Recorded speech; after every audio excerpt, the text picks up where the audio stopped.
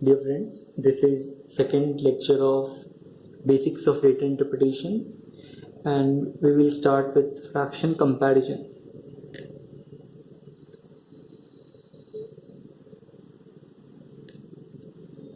So how do we compare different fractions?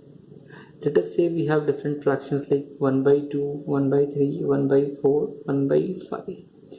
This is the first basic rule, that as we will increase the denominator, the upper value is called numerator, the value below this part is called denominator. So the first rule is, as we will increase denominator, the value will decrease. So as we can see here, as we increase the value of denominator, its value decreases. So this fraction is greater than this fraction. As soon as we increase the denominator, fraction decreases. So second most important rule, 1 by 37, 3 by 37, 51 by 37. As we go on increasing numerator, the value of fraction increases. So you can see here, denominator is same. Now as we keep on increasing the numerator, the value of the fraction keeps on increasing. These are the two basic rules that we are going to apply in coming examples. First method to compare fraction is called cross multiplication. How does this work? Let us take two examples, 11 by 15 and 13 by 18. Now we have to compare them. What we can do, cross multiplying 11 and 18, 15 and 13. 11 into 18, 13 into 15. So I multiplied 18 over here, took 15 over here. Now what will be the denominator part over here? 15 by 18. So what I have basically done is I have multiplied the same number in numerator as well as denominator. I have multiplied the same number in numerator as well as denominator. So it will not change the fraction. Now as these two values are same, we can cancel them out.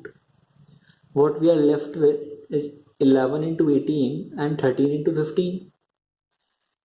Now multiplying 11 into 18, we can get 198 and 195. Now we can see that this number is greater than this. So ultimately this fraction becomes greater than this fraction. This type of method, this method is called cross multiplication method. Now second very important method, it is called percentage comparison. This is very important method and we should listen very carefully. So let's take example, 15 by 30, 19 by 180. See by what rate this numerator is increasing over here. We have to see by what rate the numerator is increased. 15 changing into 90. We have already learned about percentage change. Percentage change is equal to final value minus initial value divided by initial value, which will give into 100. It gives 500%. So our numerator is increased by 500%. Our denominator is also increased by, we'll find percentage change again, 180 minus 30 divided by 30 into 100. It gives us a value of 500%. So again it is increased by 500%. If we change numerator as well as denominator by same percentage, there is no change in fraction value. So 15 by 30 is equal to 90 by 18. Let's take another example. Suppose we have to compare 37 by 39 and 39 by 43. This is very important. Please pay attention. Now we have to compare these two values. We will find the percentage change over here. Percentage change if numerator is 39 minus 37 divided by 37. So basically it's changing by 2 by 37. You can also write in percentage term. So 2 by 37. By what value denominator is changing over here? Denominator is changed by 43 minus 39 divided by 39, which gives us 4 by 39. 2 by 37 can also be written as 4 by 74. So, in this example, numerator is changed by 4 by 74, denominator is changed by 4 by 39. We have to find the rate of change, which basically means numerator ज़्यादा तेजी से बढ़ रहा है या denominator ज़्यादा तेजी से बढ़ रहा है. Because the rule says that if denominator increases by increasing rate, fraction will be smaller. And the other rule says that if numerator increases by increasing rate, fraction will be larger. I'll try to make you understand what this actually means. See here, the rate of change of numerator is 4 by 74 and rate of change of denominator is 4 by 39. Now when we compare these two numbers, 4 by 74 and 4 by 39, which one is greater? Of course, the value with low denominator is greater. Denominator increases, value decreases. Denominator increases, value decreases. So this is greater. Now we know 4 by 39 is a greater value, which means denominator increases 39 to 43 by increasing rate. You have to find which one of them has increasing rate. So it increases by increasing rate. If denominator increases by increasing rate, fraction will be smaller. If it increases by increasing rate, it will be smaller. Fraction is smaller. Let's take another example. 35 by 37 and 37 by 39. In this case, rate of change of numerator, it is 2 by 35. 37 minus 35 divided by 35, 2 by 35, and rate of change of denominator is 2 by 37. Now when we see which one is greater out of 2 by 35 and 2 by 37, 2 by 35 seems to be a greater number. So rate of change of numerator is more. If rate of change of numerator increases by increasing rate, if rate of change of numerator is more, which means fraction will be larger. So this fraction is larger than this. So this is one such method which will be very useful in various examples. I'll again repeat it. First, what we have to do, we have to find rate of change. Once we find the rate of change, here rate of change was this, here rate of change was this. Then we have to see. Second step will be to find the which one of them both is greater. So let me write it. Step 1 says, what we have to do in step 1? Step 1, we have to find rate of change of numerator and rate of change of denominator. What we have to do in step 2? Step 2, we have to see which rate of change is greater. Is it rate of change of numerator or rate of change of denominator? We have to find if this is greater or this is greater. Step 3 will be using this formula. if we find that denominator has increasing rate, fraction will be smaller. If we find numerator is increased by increasing rate, fraction will be larger. Which means numerator का rate of growth ज़्यादा होगा तो fraction बड़ा होगा, denominator का rate of growth ज़्यादा होगा तो fraction छोटा होगा. This is how we compare fractions. Few other examples can be, we can look at them and then we can find if which one is greater or smaller. 17 by 77 and 33 by 139, let's say.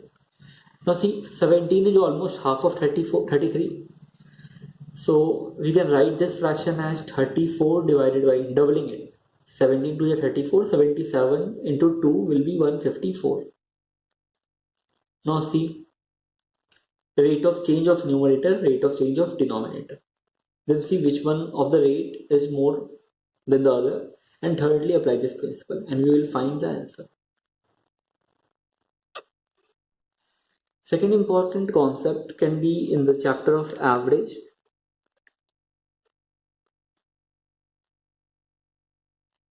See, till now what we are of the habit that when we calculate average, what we basically do is that we write all these numbers. Let us say we have to find an average of 15, 30 and 60. If we have to find the average of all these three numbers, what we do, average for us means sum of these numbers divided by number of these numbers. So sum of these numbers are 15 plus 30 plus 60 divided by 3, which again we have to add this 90 plus 100, 105 divided by 3, which gives the value 35. Now this is quite easy for when we take the smaller numbers, but what will happen if we have a large set of numbers? An alternate of doing the same thing is that 15, 30, 60. Pick any one number that you find can be the average of these three numbers. So try to take it middlemost value, kind of median for the sake. Now let's say we take a middle value of approximately 35, which is almost between these three and can be an average value. Okay, as the answer is 35, we'll try to take a different number. Let's take 40 to be the average. Let's assume that our average value is 40. Now find the difference of these values from 40. 15 is smaller than 40. So what is the difference here? Difference is minus 25. 30 is also smaller than 40. What is the difference? Minus 10. 60 is greater than 40. Difference is 20. We'll add all of them. By adding, we get a value of minus 15. As there are three numbers, we'll find the average of this number.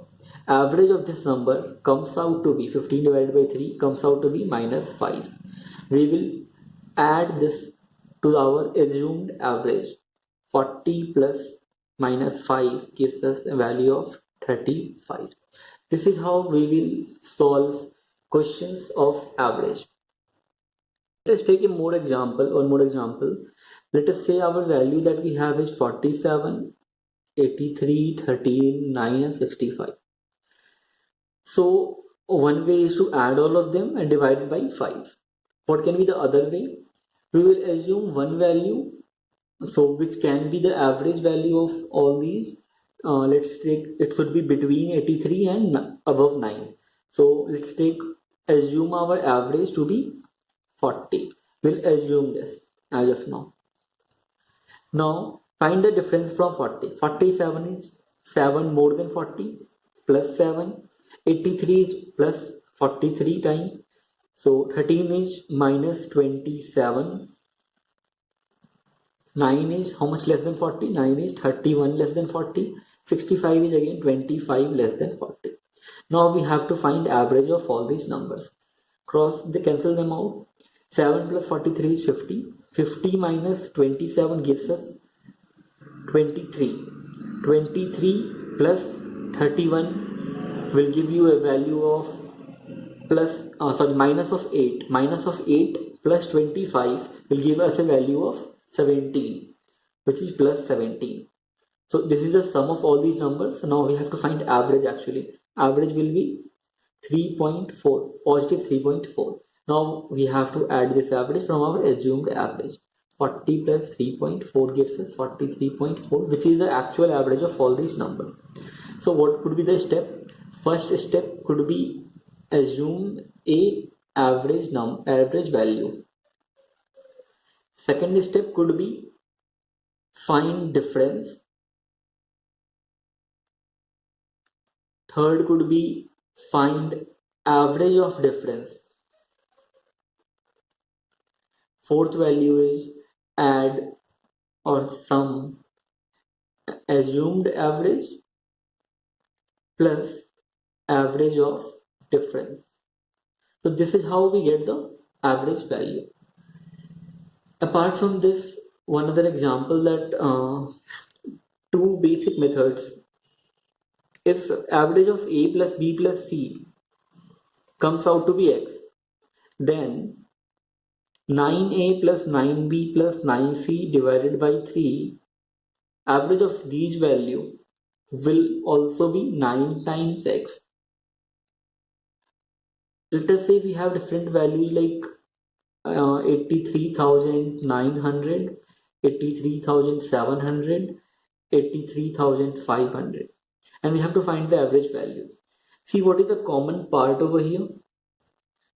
In our average value, that common part will be there as it is. So 0, 0 will be there. 830 is also common. We'll write 830 also. Now find the average of 7, 9 and 5. 7 plus 9 is 16 plus 5 21. 21, as there are 3 numbers, we'll divide by 3. It comes out to be 7. So this is our average value. This is all for the chapter in average. Now this is the last concept in the basics of data interpretation. This concept of multiplying factor. Please pay attention. This is a very important topic and thing that you are going to use in numerous questions. So what is multiplying factor? Let us say you bought a book on Flipkart in rupees 100. Now, as per as the market scenario, it is assumed that the price of this book increases by rupees 10, or let's say it increases by 10% every year. So first year, this year you bought this book, its price was rupees 110. Now second year, it is assumed that price increases by 10%. Now what will be the increased price after 10% increase? So after 10% increase, the price will be rupees 100 plus 10% of rupees 100, which is 100 plus 10 by 100 into 100. That comes out to be 110. Now in the next year, third year, price will be 110 plus 10% of 100. So 10% of 110. So this will be 110 plus 10 into 110 by 100. So it comes out to be 110 plus 11, that is 121. So this is the price in the third year. Now what will happen if we have to calculate this price for 6th year, 7th year or 8th year? Now again we have to go through a lot of calculations over here. So there comes the concept of multiplying factor. Multiplying factor is one such number or factor that you can directly multiply. Let us say the price of a book that we have bought from Flipkart, the first year the price was rupees 100. Now as we have already seen, the price increases by 10% every year. So next year the price will be 110. Now let us say if it was 100, it becomes 110. If it is 1 rupees 1 this year, what will the price increase next year? We are dividing this number by 100. We will again divide this number by 100. It will be 1.1. What if the price this year is rupees x? Next year it will become 1.1x. We have multiplied common number x over here. with a common number x over here. So if price is rupees x this year, the price becomes 1.1x next year. This number is known as multiplying factor, because this is a number that you can directly multiply with initial number or initial cost to get the final cost. Let us say that first year the price was x, and first year after the change in price, let's say 10% increase, the price becomes 1.1x. So this is how it went for the first year. This is multiplying factor. What will happen in the next year or second year? Now the price has changed and it has become 1.1x. Now next year also it has an increase of 10%. So it will become, now we have to multiply the multiplying factor. 1.1 multiplied by initial value 1.1x. The same thing that we have done here. X is here, x is here. This is the multiplying factor that we have to multiply. Initial number, multiplying factor, multiply. So for the third year, what will happen? 1.1 into 1.1x is the cost in third year. After 10% increase, it will become 1.1. This is multiplying factor multiplied by initial value. So as you can see, it follows a particular trend where it becomes something like this. What I mean to see here is that if we have to find what will be the increase in price in fifth year, so I don't have to do it again and again and again. So I'll write starting price 100, first year increase 10%, it becomes 110, then again 10% increase, and so on and on. What can I directly do? I will write multiplying factor to the power number of years into initial price. So for this question, it becomes 1.1 to the power 5. Initial price was rupees x or 100, whatever it is, we have to just write it. So here comes the concept of multiplying factor. Now how do we calculate this directly without doing all that stuff? So how did we get this number? Price was 100, 10% of 100, 100 plus 10 by 100 into 100, it came out to be 110. If price was 100, it became 110. If price was 1, it became 1.1. So this is the multiplying factor. Now how do we get it directly? If price is increased by 30%, how do we directly get it? 100 plus percentage increase divided by 100, plus or minus. This is the formula to get the multiplying factor. So if it is 30% increase, 100 plus 30 divided by 100, it becomes 1.3. If it is 90% increase, 100 plus 90 divided by 100, it becomes 1.9. Let us say a shopkeeper suffers a loss of 30% or let's say 25%. Now what will the multiplying factor for him? 100 minus 25 divided by 100, which becomes 0.75. If a company occurs 3% growth in 1 year, 3% growth means 100 plus 300 divided by 4, multiplying factor becomes 4, which means growth was 4 times the original growth or the starting growth. So this is how we get the multiplying factor. Let's take an example. This concept will be used in percentage chapter as well as profit and loss. Now, a shopkeeper gets 20% successive profit. 20% successive profit, which means on a commodity, let's say, which was priced as rupees 100, he first get 20% profit, then again he gets 20% profit. How do we directly calculate it? 20%, this percentage can be converted into multiplying factor. It will become 100 plus 20 divided by 100, which is 1.2.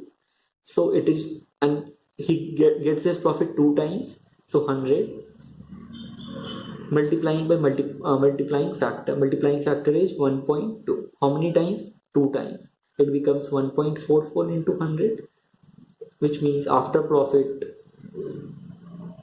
the price will be 144 rupees. This is how the concept of multiplying factor works. So be ready, like if there is a loss of say 90%, multiplying factor will be 0.1. Things like that. It will come in handy in the later advanced questions. That's all for the basics in data interpretation. There is nothing apart from all this that you have to study right now. And in the next video, probably we will jump to pie chart and data, line graph, bar graph, and those kind of questions. Thank you.